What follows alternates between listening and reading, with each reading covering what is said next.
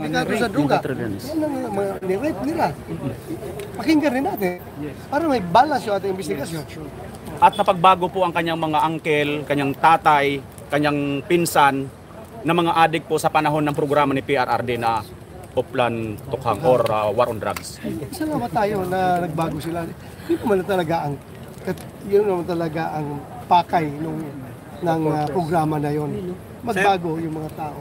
Sir, kasama po sa lumabas na listahan nung nasa narco-drug list noong 2016, ang mag-amang kunghon ng First District ng Zambales, no, sila po ay nasa narco list ng panahon na si Tatay Digong.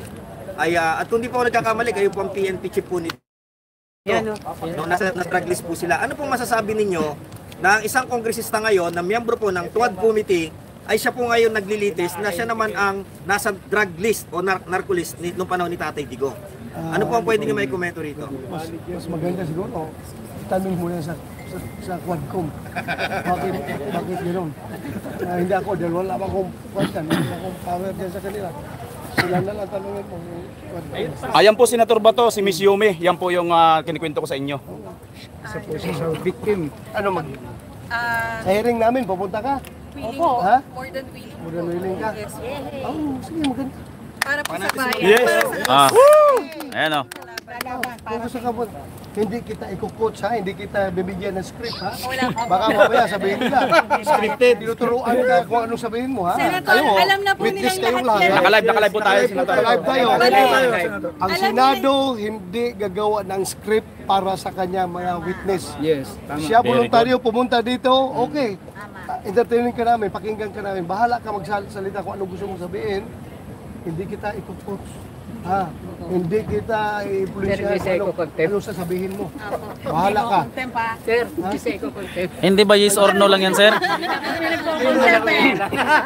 Hindi ba darating sa yes or no, sir? Bali, nakapag-release na ako ng video sa kanilang lahat. Nagulat lang ako na nag-trending na nga po. Ako po yung nagsabi na ako po isa sa mga biktima nga ng mga drug users.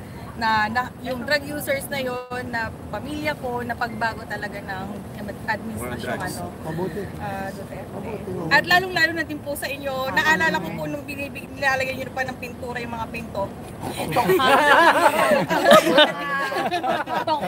Doon pala po nakakatakot na. Egis talaga. Diyan ang pula na igis. Pula. Nakatira dito, adik. Ay, nako. Hindi, poser yun, mga poser. Opo, bali yun po yung sinabi ko sa video ko na na hindi papatayin kung hindi nalalaban.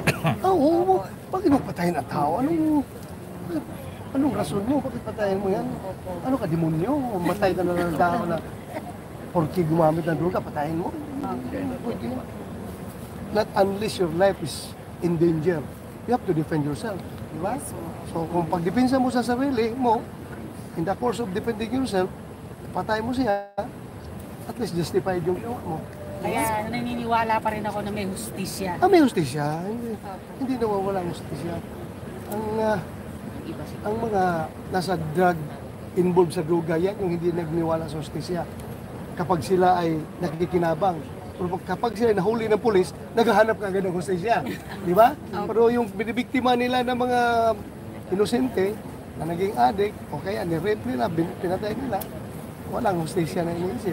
Pero pag silang mahuli ng pulis, sisigaw ka agad ng hustisya. Senator, isa lang po tanong ko. Kami po lumalaban pero walang boses sa sa Senado at sa Kongreso. Hanggang saan niyo po kami kayang tayuan?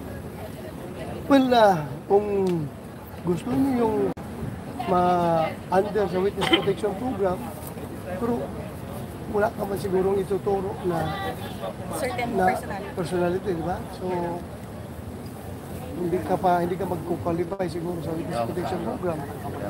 Andiyan na sa mga coordination na.